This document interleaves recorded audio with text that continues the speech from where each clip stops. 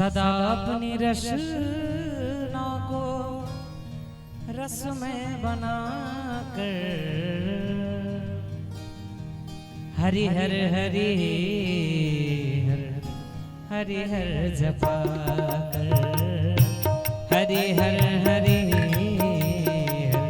हरि हर जपा कर मैं बना कर सदा अपनी रचना को रस में बना कर हरि हर हरि हरि हर जपा कर हरि हर हरि हरि हर जपा कर हरि हर हरि हरि हर जपा कर।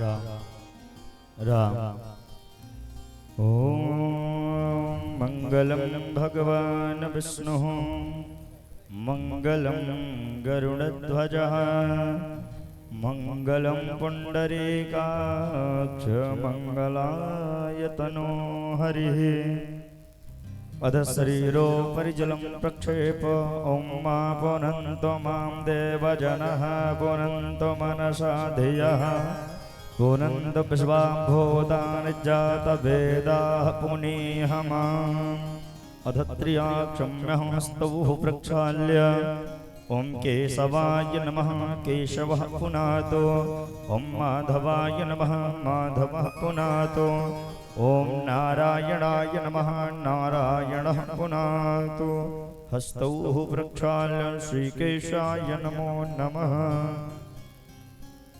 हस्तेन चतुष्पाणि घृत्वा पुराणपुरुषोत्तमाय नमः ध्यानम् अस्ति स्वस्तरुणीकराग्रविगलत्कल्पप्रसूनाप्लुतं वस्तुप्रस्तुतवेणुनादलहरीं निर्वाणनिर्व्याकुलं स्रस्तस्रस्तनिबद्धनी विविलसद्गोपीसहस्रावृतं हस्तन्यस्तनतापवर्गमखिलोदारां किशोराकृतिः पुराणपुरुषोत्तमाय नमः ध्यानं समर्पयामि।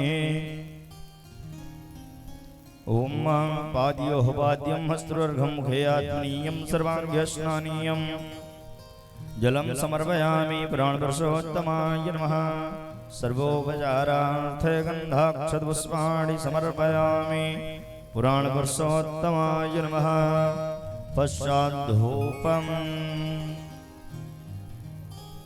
ध्येयं सदा परिभवघ्नमभीष्टदोहम् तीर्थास्पदमशिवविरिञ्चिनुतं शरण्यं हृत्यार्थिहं प्रणतपालभवाब्धिपूतं वन्दे महापुरुषते चरणारविन्दम्।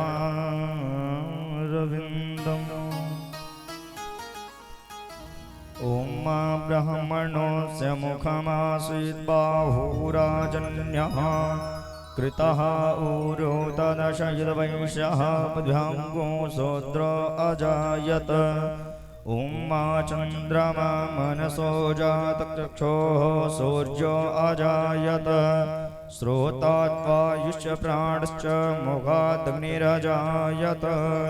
धूपमाघ्रापयामि प्रत्यक्षदीपं दर्शयामि पुराणपुरुषोत्तमाय नमः दीपान्ते शीतलीकरणं हस्तौ प्रक्षाल्य पश्चात् नैवेद्यम् ओम मानाभ्याशीदन्तर्चक्षुषेष्णोर्देवौ क्षमवर्तत पद्भ्याम्भो मध्यशः श्रोतात् तथा लोकान् अकल्पयन् नैवेद्यं निवेदयामि नैवेद्यान्ते आत्मनीयं जलं समर्पयामि पुराणपुरुषोत्तमाय नमः पश्चात् दक्षिणद्रव्यम् ओम यत्परादानन्यत्पूर्तन्याश्च दक्षिणाः तदग्निवैश्वकर्मणः सुरदेवे कुन्नो दधत।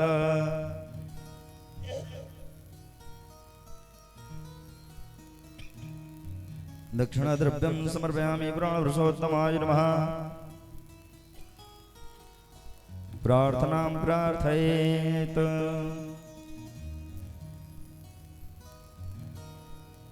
निगम कल्पतरोर्गलितं फलं सुखमुखादमृतद्रवसंयुतं पिबत भागवतं रसमालयं मुहुरहो रसिका भुवि भावुका। प्रार्थनापूर्वक नमस्कारं समर्पयामि प्राणपुरुषोत्तमाय नमः। अथ व्यासस्मरणं यं प्रव्रजन्तमनुपेतमपेतकृत्यं द्वैपायनो विरहकातर आजुहाव पुत्रेति तन्मयतया तर्वोऽभिनेदोस्तं सर्वभूतहृदयं मुनिमानतोऽस्मि। सुखदेवाय नमो नमः। दैत्यानं समर्पयामि। अथ व्यासपूजनं नारायणं नमस्कृत्य नरं चैव नरोत्तमं देवीं सरस्वतीं व्यासं ततो जयमुदीरये। नमोऽस्तु ते व्यास विशालबुद्धे फुल्लारविन्दायतपत्रनेत्र येन त्वया भारततैलपूर्णः प्रज्वालितो ज्ञानमया प्रदीपः। अधारार्तिक्यं संदर्शयामि। सभी भक्तगण अपने अपने स्थान पर खड़े हो जाएं। बड़े भक्ति भाव के साथ भागवत भगवान की आरती, तत्पश्चात हर इच्छा तक आप लोग कथा श्रवण करें। अधारार्तिक्यं संदर्शयामि। ओम मा इदग्गो हविः प्रजननं मे अस्तु दशवीरग्गो सर्वगणग्गो स्वस्तये आत्मशानि प्रजाशानि पशुशानि लोकशन्यभयशनिः अग्नि प्रजां बहुलां मे करोत्वन्नं पयोरेतो अस्मासुधत्त। बांके बिहारी तेरी आरती गावो, हे गिरधर तेरी आरती गावो। बांके बिहारी तेरी आरती गावो, हे गिरधर तेरी आरती गावो। आरती गाओ प्यारे आपको मनाओ, आरती गाओ प्यारे आपको मनाओ। कुंज बिहारी तेरी आरती गाओ, राधा रमणा तो पे बली बली जाओ। मोर मुकुट तेरे शीश पे सोहे, मोर मुकुट तेरे शीश पे सोहे। प्यारी बंसी मेरो मन मोहे, प्यारी बंसी मेरो मन मोहे। देख छवि में हाँ, देख छवि में बली हारी जाऊं। राधा रमणा तेरी आरती गावो, कुंज बिहारी तेरी आरती गावो। चरणों से निकली है गंगा प्यारी, चरणों से निकली है गंगा प्यारी। जिसने सारी दुनिया तारी, जिसने सारी दुनिया तारी। उन चरणों पे मैं शीस नवाऊं। कुंज बिहारी तेरी आरती गाऊं।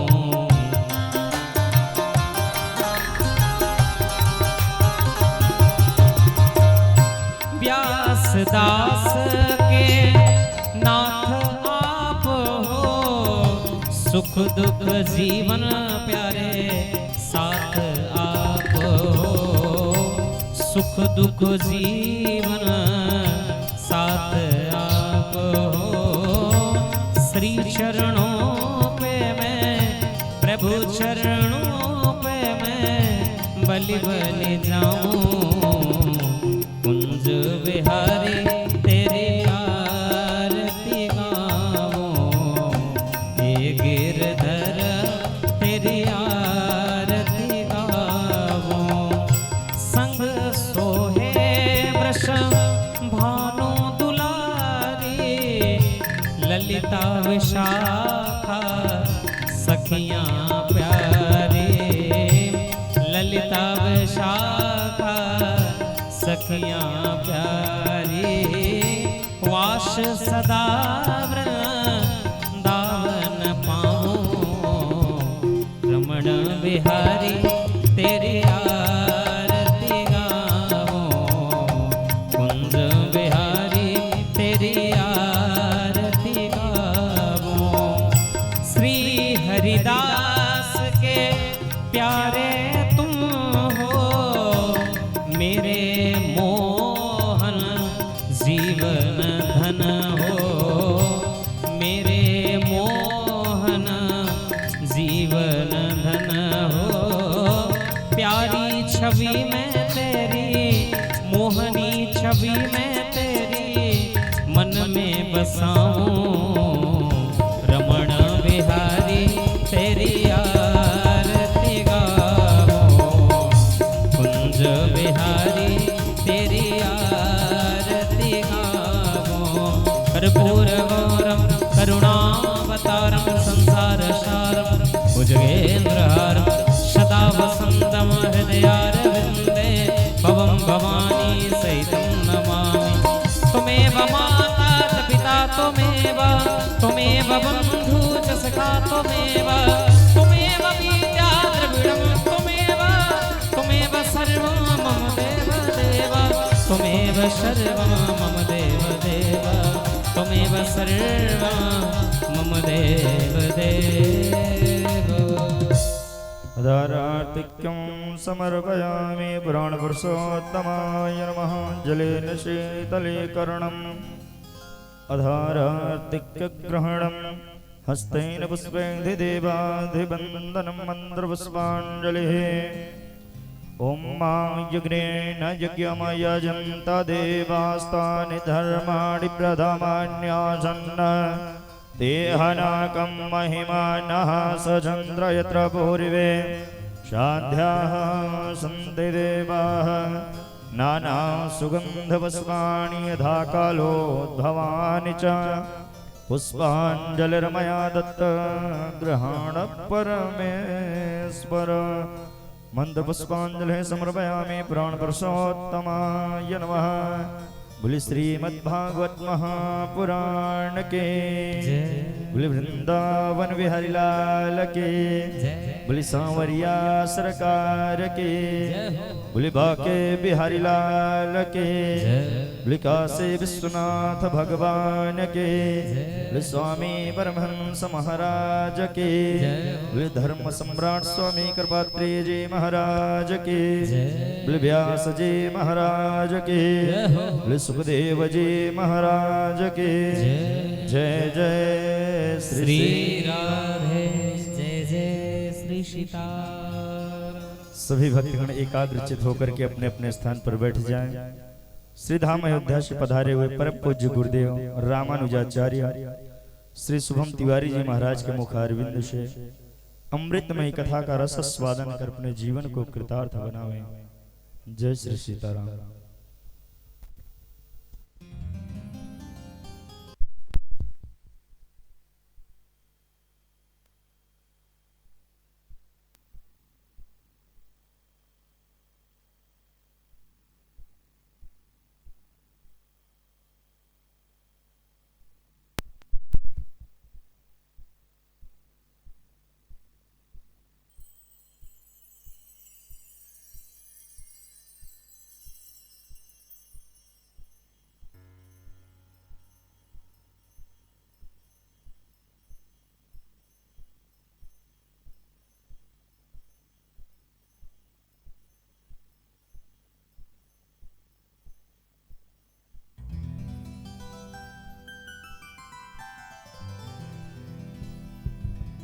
राधे राधे हरि ओम।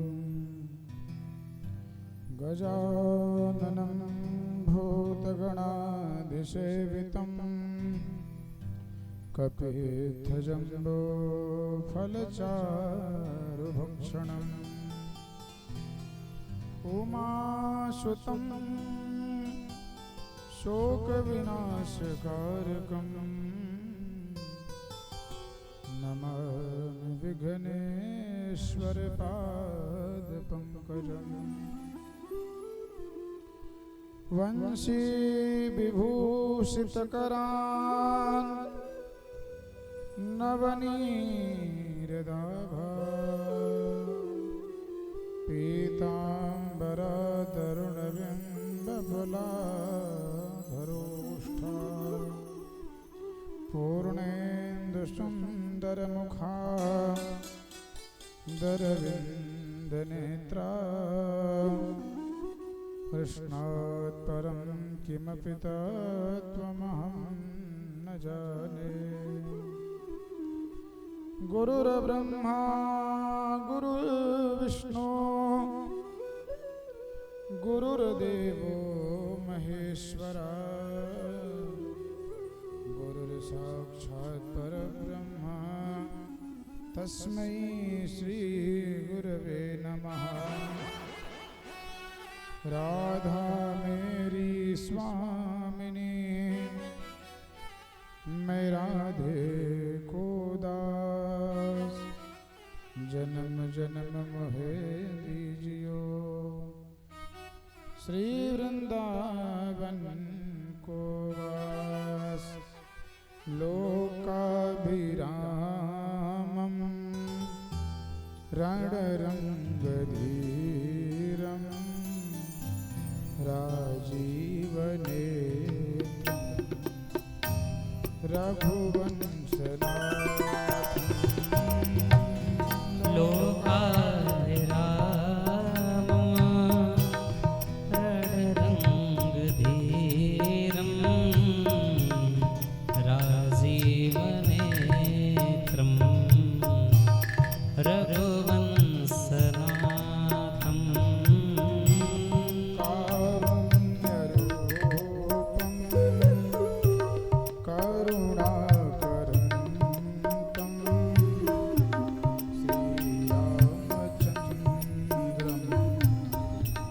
शरणं प्रपद्ये। कारुण्यरूपं करुणाकरन्तं श्रीरामचन्द्रं शरणं प्रपद्ये।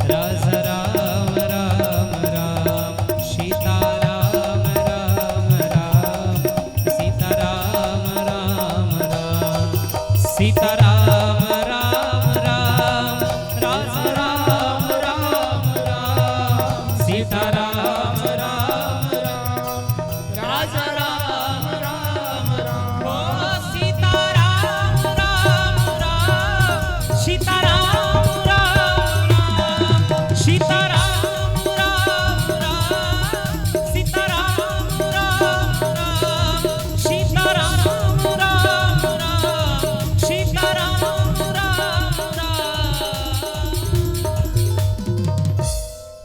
बोलिए कृष्ण कन्हैया लाल की, सियावर रामचंद्र की। वाह, ऐसे होना चाहिए। परम मंगल में परात्पर अखिलेश्वर अकारण करुणा वरुणालय भक्तवांछा कल्पतरु भक्तवत्सल शरणागत वत्सल श्री राधा माधव की महती कृपा से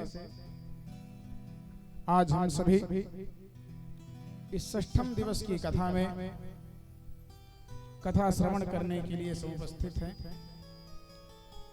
यहाँ पधारे समस्त मातृशक्ति, पितृशक्ति, भातृशक्ति, गांधर्व जन और हमारे ब्राह्मण जन सभी के हृदय में विराजमान श्री राधा माधव को हम बारंबार प्रणाम करते हैं।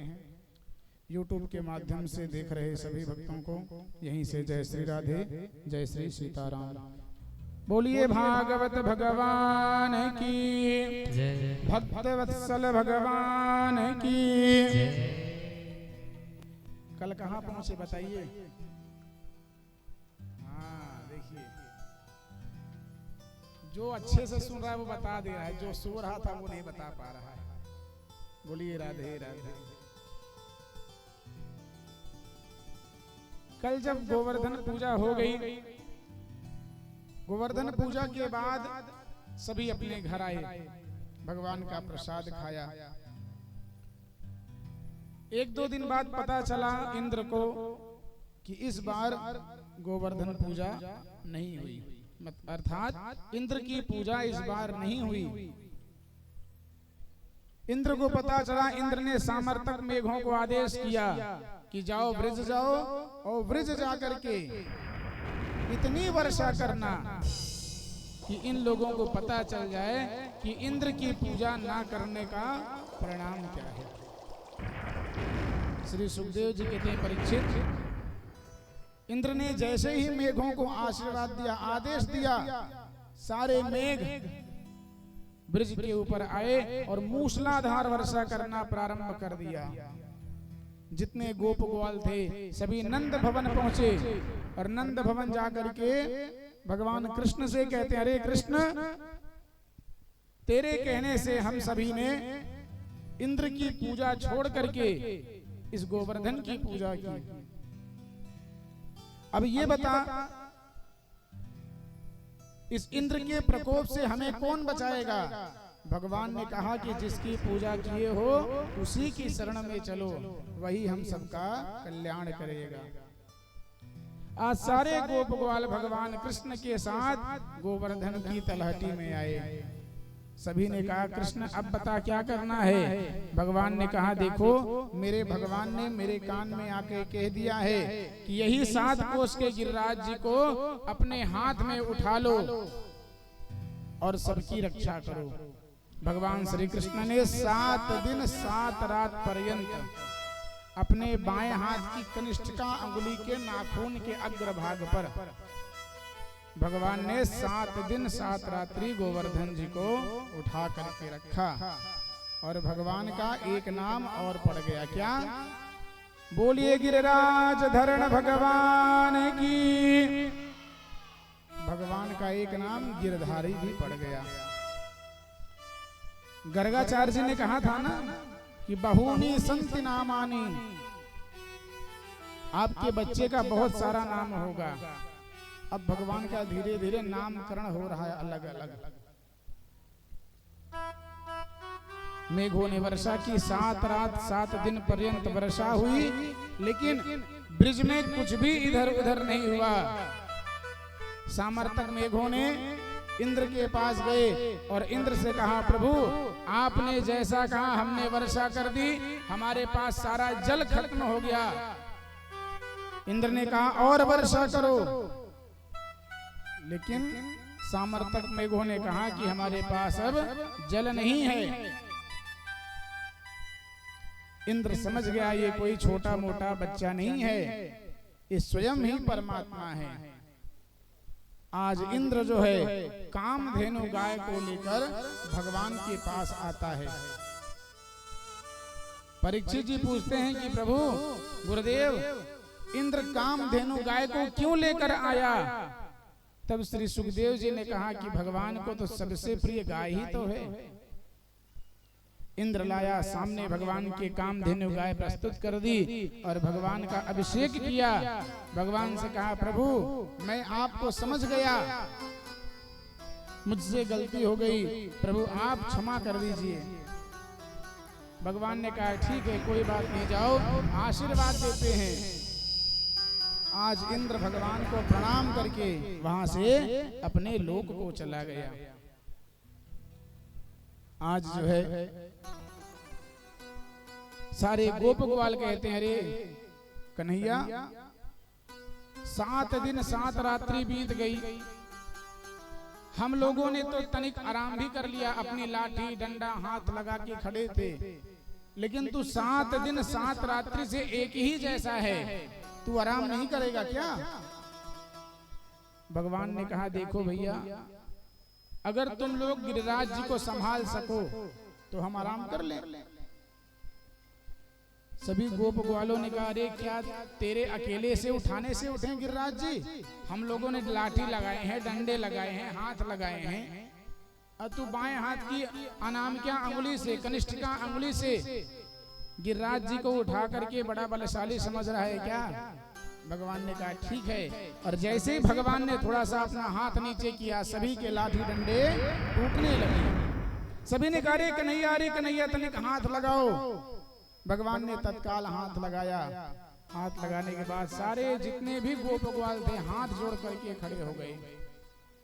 अरे कन्हैया अब ये बता, अभी तक तो ये था, मन में था कि तू भगवान है, लेकिन आज ये बात पक्की हो गई है कि तू ही परमात्मा है।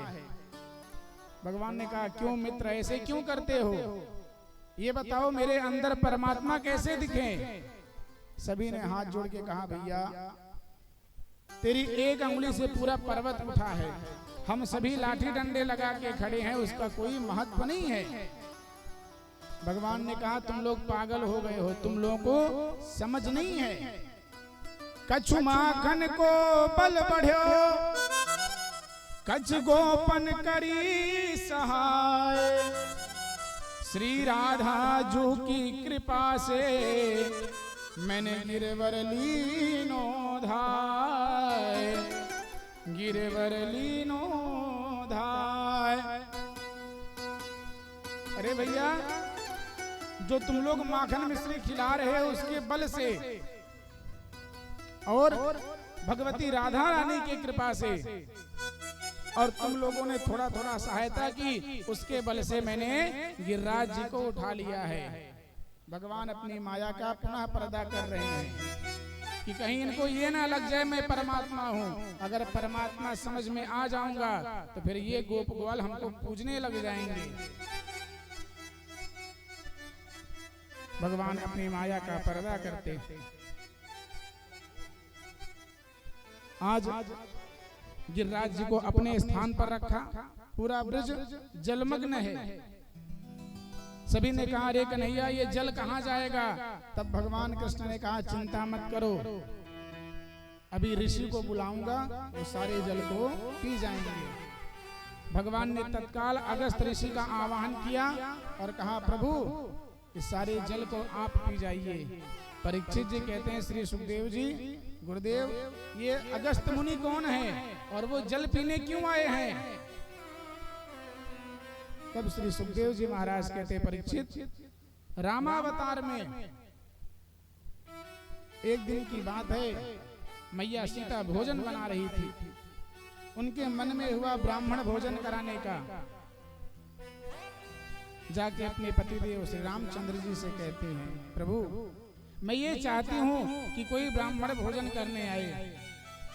भगवान ने कहा ठीक है बुला देते हैं। कहते प्रभु ऐसा वैसा नहीं चाहिए हमको कि जो ब्राह्मण खूब भोजन करे, खूब अच्छे से खाए, हम जितना खिलाएं। क्योंकि अभी कोई ब्राह्मण भोजन तो करता नहीं। भगवान ने कहा ठीक है, चिंता मत करो। भगवान ने अगस्त मुनि को बुलाया और यहाँ पर मैया भोजन बना रही हैं। अगस्त मुनि प्रसाद पा रहे हैं, खाए जा रहे हैं, खाए जा रहे हैं, खाए जा रहे हैं, रुक ही नहीं रहे हैं।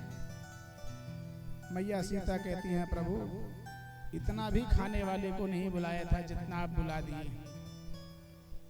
जब माता को थका हुआ देखा भगवान ने अगस्त मुनि से कहा कि प्रभु नेक पानी भी पी लीजिए। अगस्त मुनि ने कहा बीच में समय नहीं मिल रहा है पानी पीने का। बोलिए राधे राधे। भगवान ने कहा ठीक है, कोई बात नहीं, द्वापर के समय में जब हम आपका आवाहन करेंगे तब आकर के आप जल पीना।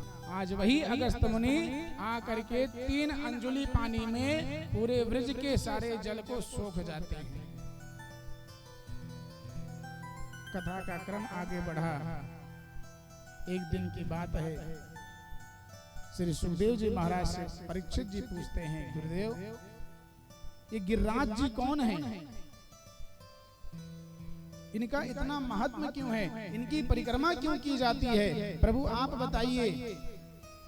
तब कहते हैं ये गिरिराज जी द्रोण नाम के, ये पुलस्त ऋषि के पुत्र द्रोण हैं। ये द्रोण नाम के पर्वत है। एक दिन की बात है, पुलस्त ऋषि इनके पास गए और इनको कहा कि मैं आपको बनारस ले चलूंगा। पुलस्त ऋषि की बात सुन करके उन्होंने कहा एक ही शर्त पे चलूंगा, आप जहां पर हमको एक बार रख दोगे दोबारा मैं वहां से उठूंगा नहीं। पुलस्त ऋषि ने कहा ठीक है, कोई बात नहीं, चलो। पुलस्त ऋषि दक्षिण भारत से द्रोण पर्वत को लेकर के चले। जैसे ही वृंदावन पहुंचे उनको लघु शंका लगी, पर्वत को यथावत रख दिया और जैसे ही निर्वित्त होकर के आए पर्वत को उठाने लगे तो पर्वत ने कहा प्रभु शर्त याद रखिए, हमने कहा था एक बार जहां रख देंगे वहां से हम उठेंगे नहीं। पुलस्त ऋषि को गुस्सा आ गया, क्रोधित हो गए, श्राप दे दिया, जाओ मैं तुमको श्राप देता हूं, तुम नित्य प्रति तिल के भांति घटते रहोगे। आज भी वो श्राप चल रहा है। गिरिराज पर्वत नित्य प्रति तिल के बराबर घट रहे हैं, धीरे धीरे धीरे धीरे। अभी हमारा आपका सौभाग्य है, दिख रहे हैं, आने वाले कुछ हजार वर्षों में गायब ही हो जाएंगे। आज श्राप पाने के कारण से बड़े दुखी हुए, ऋषि के चरणों में नमस्कार किया। पुलस्त ऋषि ने कहा चिंता मत करो, इसी द्रोण पर्वत पर ही भगवान तुम्हारे ऊपर क्रीड़ा करेंगे, गौचारण करेंगे और तुमको अपने मस्तक पे धारण करेंगे। बोलिए गिरिराज भगवान की जय। भगवान अपने भक्तों का कल्याण नित्य प्रति करते हैं। एक दिन की बात है महाराज, आज भगवान अपने घर में हैं, रात्रि का समय हुआ, भगवान सो गए और आज नंद बाबा कार्तिक मास की देव उठनी एकादशी का व्रत करते हैं।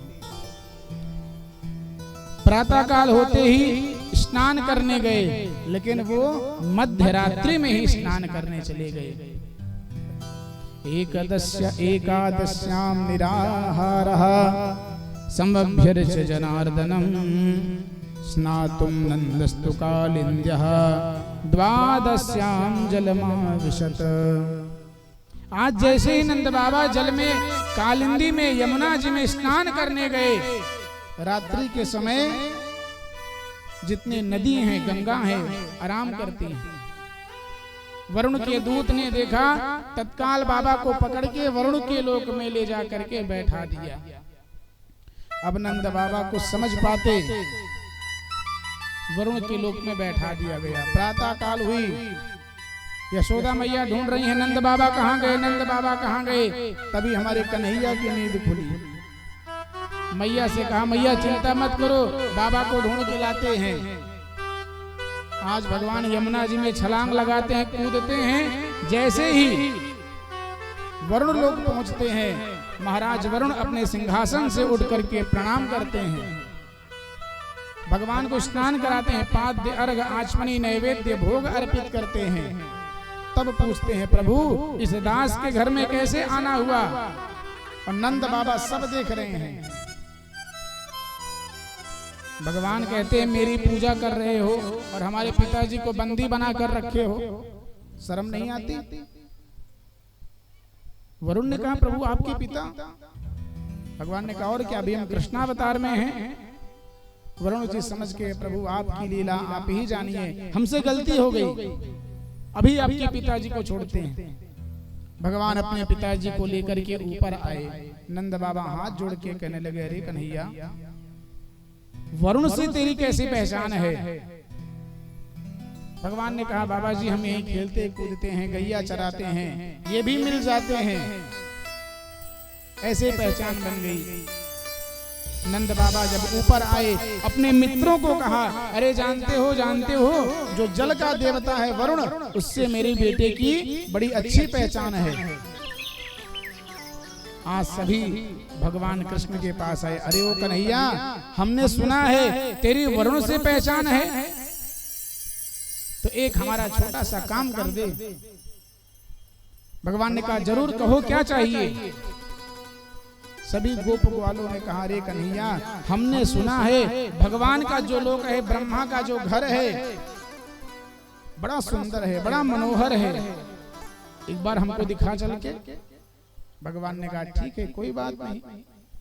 भगवान सभी मित्रों को, सभी गोप ग्वालों को इकट्ठा किए और वहीं से सीधा अपने वैकुंठ लोक पहुंच गए। बोलिए वैकुंठनाथ भगवान की जय।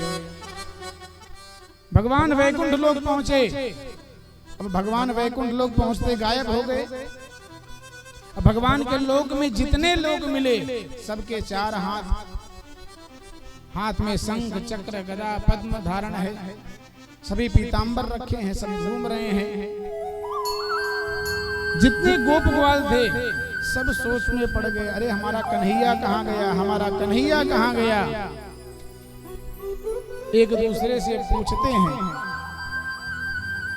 जब ढूंढते ढूंढते थक गए, कन्हैया नहीं मिला, तब मन ही मन प्रार्थना किए अरे कन्हैया अगर तेरा साथ नहीं मिलता हमको वैकुंठ में, हमको गायें नहीं मिलेंगी वैकुंठ में, तो हमारा वैकुंठ में आना कोई मतलब का नहीं है।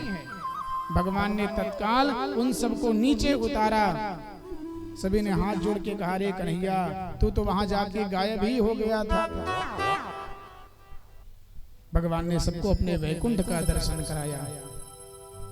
एक दिन की बात है, भगवान अपने गैयों को चराने के लिए गए। आज ब्रह्मा की बुद्धि खराब है। भगवान गैया चराए और गैया चराने के लिए जब घर से जाने लगे तो मैया ने कलेवा दिया। कलेवा समझते हैं? कपड़े में रोटी सब्जी बांध करके जो दिया जाता है खाने के लिए। सभी अपना अपना भोजन लेकर गए, पेड़ पे टांग दिया। दोपहर का समय हुआ, सब गोल बना करके बैठ के भोजन कर रहे हैं। जो जो भोजन लाया है भगवान को खिला रहा है। कोई घर से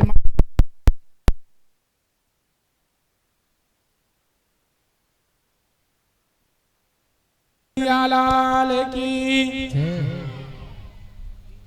आज जब भगवान भोजन कर रहे हैं, भगवान के जितने मित्र हैं सब अपने हाथों से भगवान को भोजन करा रहे हैं, अपने जूठे हाथ से भगवान को भोजन करा रहे हैं। इस दृश्य को ब्रह्मा जी ने ऊपर से देखा। ब्रह्मा जी ने सोचा ये कैसा परमात्मा है कि जो ग्वाल वालों का जूठा खा रहा है। भाई जिस परमात्मा को भोग लगाने के लिए बड़े बड़े ऋषि मुनि, हम भक्त सभी भगवान से प्रार्थना करता है कि रुचि रुचि भोग लगाओ मेरे राम जी। सबरी के बेर सुदामक टंडुल साग विदुर घर खाओ मेरे राम जी। लेकिन इतनी प्रार्थना के बाद भी भगवान भोग नहीं लगाते, भगवान आते नहीं हैं। आज वही परमात्मा इन गोप वालों का जूठा कहा रहा है कि जो गाय चरा के आ रहे हैं उसी हाथ से गोबर छुआ है, उसी हाथ से गायों का स्पर्श किया है, ना हाथ धुला, ना पैर धुला, ना मुंह धुला, उसी हाथ से अपना जूठा भगवान को खिला रहे चख करके। ब्रह्मा जी की बुद्धि बौरा गई। भगवान भोजन करके हाथ धुलने यमुना जी में गए, जल ग्रहण किया। उतने देर में ब्रह्मा जी आए, सारे गोप ग्वाल सबको लेकर के अपने ब्रह्मलोक चले गए। जब भगवान लौट करके आए तो भगवान देखते हैं कि हमारे मित्र कहाँ गए, हमारी गैया बछिया कहाँ गए सब। तत्काल भगवान समझ गए ये काम तो ब्रह्मा जी ने किया है। भगवान ने कहा ठीक है, आज मैं ब्रह्मलोक नहीं जाऊंगा। ब्रह्मा को पता तो चले। ब्रह्मा को अहंकार हो गया था कि मैं सृष्टि बनाता हूं। आज भगवान ने उतने गोपवाल, उतने गैया, उतने बछिया, उतने बछड़े सब बना दिए और सब बना के अपने अपने घर भेज दिए। परीक्षित जी पूछते हैं, प्रभु मनुष्य को बनाना तो ठीक है, लेकिन उस मनुष्य का स्वरूप भी बनाना ठीक है, लेकिन उसका मन। सुखदेव जी कहते भगवान तो बहुत बड़े कारीगर हैं। कभी देखिए अपने पांचों उंगलियों में एक एक चक्र बने होते हैं, एक एक रेखाएं होती हैं। माँ के गर्भ से बच्चे जन्म लेते हैं, लेकिन माँ के अंगूठे की छाप बच्चों के छाप में नहीं मिलती। बताओ मिलती है? कितने बड़े कारीगर भगवान है, सोचो। अगर मिलती होती तो मम्मी का बायोमेट्रिक बेटा ही लगा देता जाके। भगवान इतनी बारीकी से बनाते हैं सबको। और एक वर्ष तक वही बच्चे अपने घर गए, अपने माता पिता के पास गए, वही गैया वही बछड़े अपने अपने घर गए। महाराज इतना ही नहीं, गैया बछड़ों में भी कोई भेद नहीं रहा। जो बछड़े अपनी माँ के पास जैसे जाते थे, आज वही बछड़े अपनी माँ के पास वैसे रह रहे हैं। एक वर्ष का समय बीत गया। ब्रह्मा जी वापस आए, देखते हैं क्या कि वही कृष्ण, वही उनके मित्र और वही गोपवाल सब वही हैं। किसी में कुछ परिवर्तन नहीं आया। ब्रह्मा जी समझ गए कि सही में भगवान ही है। आज ब्रह्मा जी नीचे आए, भगवान ऊपर ब्रह्मलोक पहुंच गए। ब्रह्मलोक पहुंचते ही भगवान ने अपना रूप बदल के ब्रह्मा का भेष बना लिया और जैसे ही अपने घर में जाने लगे, द्वारपालों को कह दिया कि आजकल लोकल ब्रह्मा बहुत घूम रहे हैं। अगर कोई लोकल ब्रह्मा दिखे डुप्लीकेट तो गेट पे मना कर देना। भगवान जाके ब्रह्मा जी के सिंहासन पर बैठे हैं। ब्रह्मा जी जब ऊपर आए तो जैसे ही द्वारपालों के पास आए, द्वारपालों ने कहा कहाँ चले चाचा जी, कहाँ चले? ब्रह्मा जी ने कहा अरे मूर्ख, तुम पहचानते नहीं हो हमको? द्वारपालों ने कहा पहचान तो रहे हैं, आप नकली ब्रह्मा हैं, असली ब्रह्मा तो अंदर में बैठे हैं, चलिए निकलिए। और देखा जाए तो असली ब्रह्मा गेट पे खड़े हैं। ब्रह्मा जी समझ गए कि ये कोई और दूसरा कर नहीं सकता। कौन कर सकता है? सिर्फ और सिर्फ परमात्मा। भगवान वहां से अंतर ध्यान हुए। ब्रह्मा जी आए और ब्रह्मा जी आने के बाद में भगवान के चरणों में प्रार्थना करते हैं, नैते सुरेशा ऋषयो न चैते त्वमेव भासीष भिदाश्रयोऽपि सर्वं पृथक्त्वं निगमात् कथं वदे विप्तेन वृत्तं प्रभुणा बलैर्वते। प्रभु मैं समझ गया आप ही परमात्मा हैं। तत्तेनुकंपा सुसमीक्षमाणं भुञ्जान एवात्मकृतं विपाकम् द्वापुर विभर हिंदन में नमस्ते जीवेत यो मुक्ति पदे सदायकम। प्रभु मैं आपकी करुणा को समझ गया, आपके प्रेम को समझ गया। प्रभु गलती हो गई, क्षमा करिए। भगवान ने कहा कोई बात नहीं, गलतियां हो सकती हैं, क्योंकि मैंने ऐसा अवतार ही लिया है। भगवान ने ब्रह्मा जी को क्षमा किया। ब्रह्मा जी ने अपने 4 मुखों से भगवान की स्तुति की है। आज यहाँ भगवान की स्तुति हुई है। जब आप मथुरा से दिल्ली जाने लगेंगे तो पलवल के पहले ही चौमुखा स्थान है, वहीं पर भगवान ने ब्रह्मा ने भगवान की स्तुति की है। बोलिए भक्तवत्सल भगवान की जय। भगवान के ऊपर बहुत लोगों को संदेह हुआ, बहुत लोगों को। कि कलयुग का आदमी संदेह करे तो सोचा जाए, लेकिन जिसको भगवान ने ही बनाया है ब्रह्मा को, उनको भी संदेह हो गया महाराज हम आप तो छोटे मोटे जीव हैं, भगवान की बनाई हुई सृष्टि में हम छोटे मोटे हैं, इतने बड़े ब्रह्मांड में भगवान ने कितनों को बनाया है। कथा का क्रम आगे बढ़ा। श्री सुखदेव जी कहते परीक्षित, भगवान ने गोपियों से कहा था कि गोपियों चिंता मत करो, तुम्हारा मनोरथ पूर्ण करूंगा। कब? शरद पूर्णिमा की जब रात्रि आएगी। आज शरद पूर्णिमा की पावन रात्रि आई। भगवान पिता रात्रि शरदोत्फुल्ल मल्लिका विक्षरन्तुम मनश्चक्रे योग मायामुपाश्रितः। आज शरद पूर्णिमा की रात्रि आई। भगवान के मन में संकल्प हुआ कि अब गोपियों का मनोरथ पूर्ण किया जाए, क्योंकि अब कुछ ही दिन बचे हैं, अब हमको वृंदावन छोड़ करके जाना भी तो है। भगवान ने अपनी बंसी पर जोर से नाद दिया, जोर से आज भगवान ने अपनी बंसी बजाई, और बंसी की धुन को सुन करके कोई गोपियां गोधूली बेला में शाम के समय में गोदोहन कर रही थी, कोई गोपी भोजन बना रही थी, कोई गोपी बच्चों को कपड़े पहना रही थी, कोई गोपी अपने सास ससुर की सेवा कर रही थी। लेकिन जैसे ही भगवान के बंसी की आवाज को सुना तो सारी गोपियां सुध-बुध हो बैठी। भगवान की बंसी की आवाज को सुनकर सारी गोपियां सुध-बुध खो बैठी, और जो जैसे थी, जैसे श्रृंगार था, जैसे वस्त्र थे, जिस हालत में थी, जिस अवस्था में थी, सब भगवान के लिए। भगवान ने कहा था कि रास क्रीड़ा करेंगे, सारी दौड़ती भागती आज भगवान के समक्ष आ गई। जैसे ही आज भगवान के समक्ष आई, भगवान ने पहले तो हाथ जोड़ करके नमस्कार किया। क्या कहा? स्वागतम वो महाभाग प्रियम किम करवाणि वा ब्रजस्यानामयं कश्चिद ब्रूतागमन कारणम। अरे ओ गोपियां, स्वागत है, स्वागत है। आओ, क्या बात है, कैसे आई हो? भाई कोई निमंत्रण देकर बुलाए और बुलाने के बाद घर के दरवाजे पर पहुंचते ही बोल दे भैया स्वागत है, क्यों आए हो?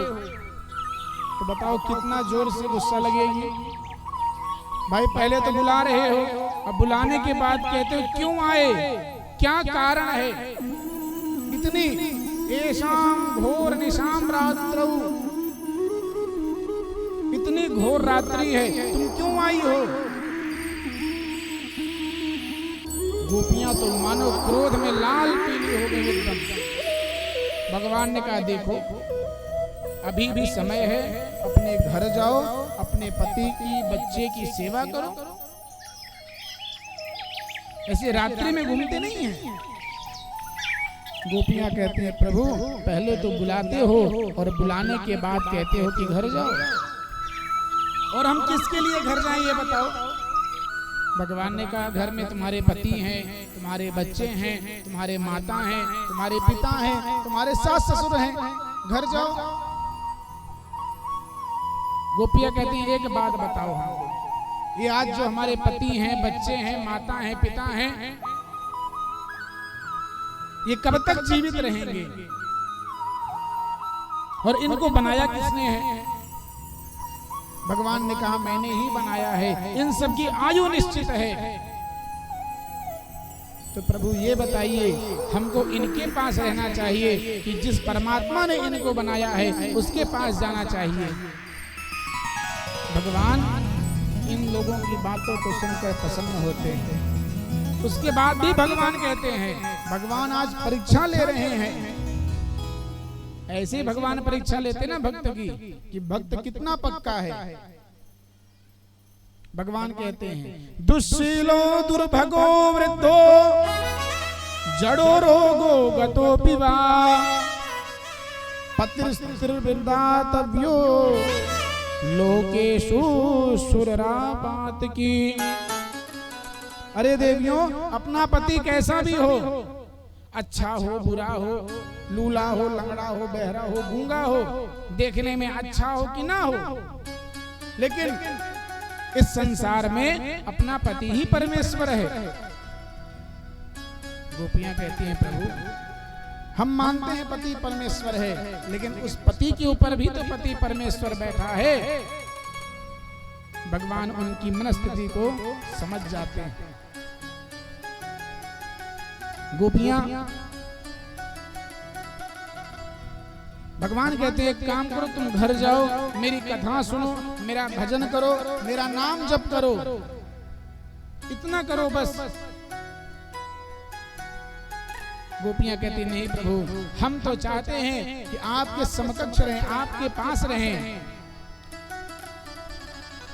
गोपियां कहती, मैं विभोरहति भवान गदितुं निशंसं संतज्य सर्व विषयस्तव पादमूलम् भक्ता भजस्व दुरवग्रह मां तेजस्मान् देवो यथादि पुरुषो भजते मुमुक्षो। श्याम सुंदर, ऐसे निष्ठुर भरे वचन मत बोलो कि चले जाओ, क्यों आई हो? अगर नहीं बुलाना था तो बंसी क्यों बजाया? और जब बंसी बुला ही लिया है, बजा के बुला ही लिया है, तो जाने की बात क्यों करते हो?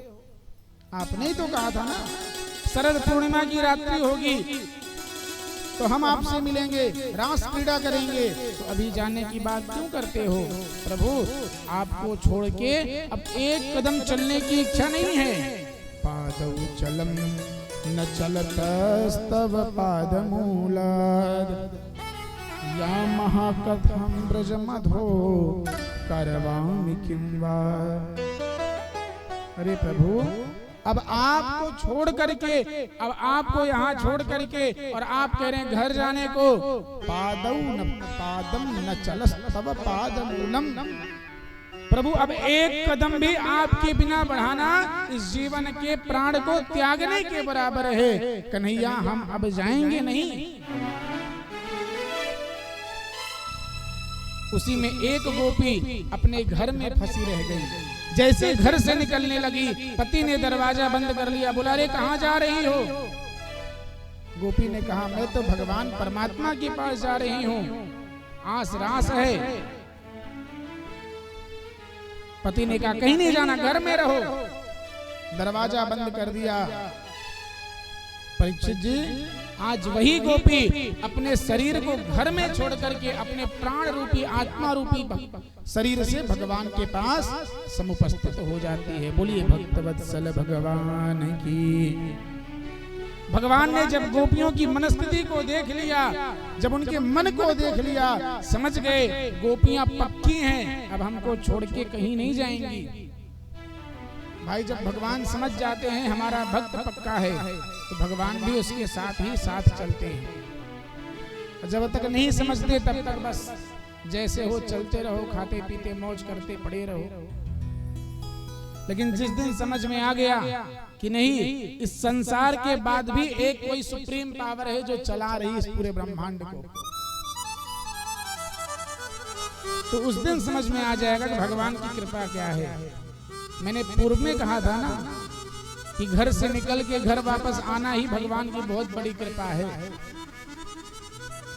भोजन करते समय 32 दांतों के बीच में एक जीभ है, अब बिना कटे पूरा भोजन खा लेना, ये भी भगवान की बहुत बड़ी कृपा है। बोलिए राधे राधे। नहीं बताइए, 32 दांतों के बीच में रह करके एक जीभ है, वो बोल भी रही है, बात भी कर रही है, गाना भी गा रही है और चुगली भी कर रही है, लेकिन तब पर भी कट नहीं रही है।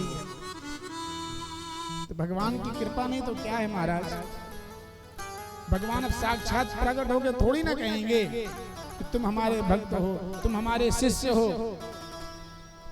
भगवान कभी साक्षात प्रकट नहीं होते, उनको प्राप्त करने के लिए बहुत यत्न करना पड़ता है।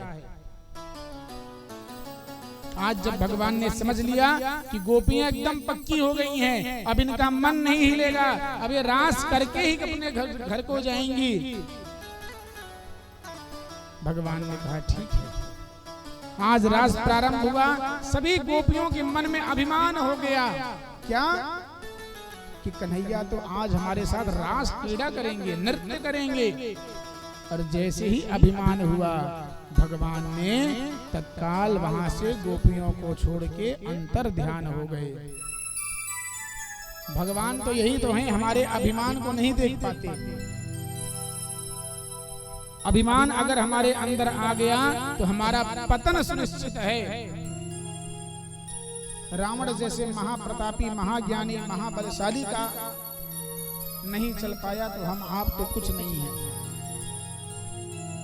आज भगवान वहां से अंतर ध्यान हो गए और गोपियां एक दूसरे के देख करके प्रार्थना कर रही हैं, अरे कहाँ चले गए कन्हैया, कहाँ चले गए कन्हैया, अभी तो यहीं थे।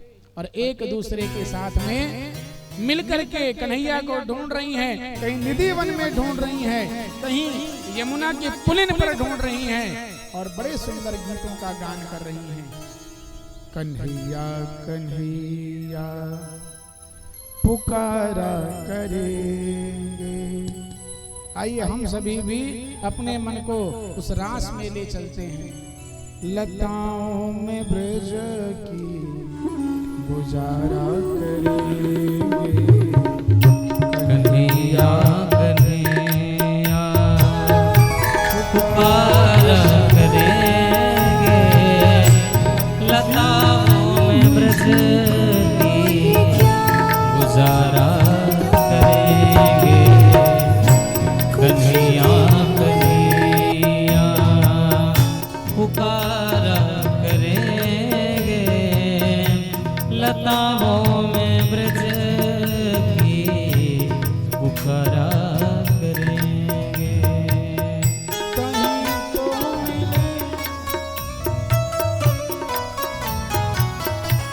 कहीं तो मिले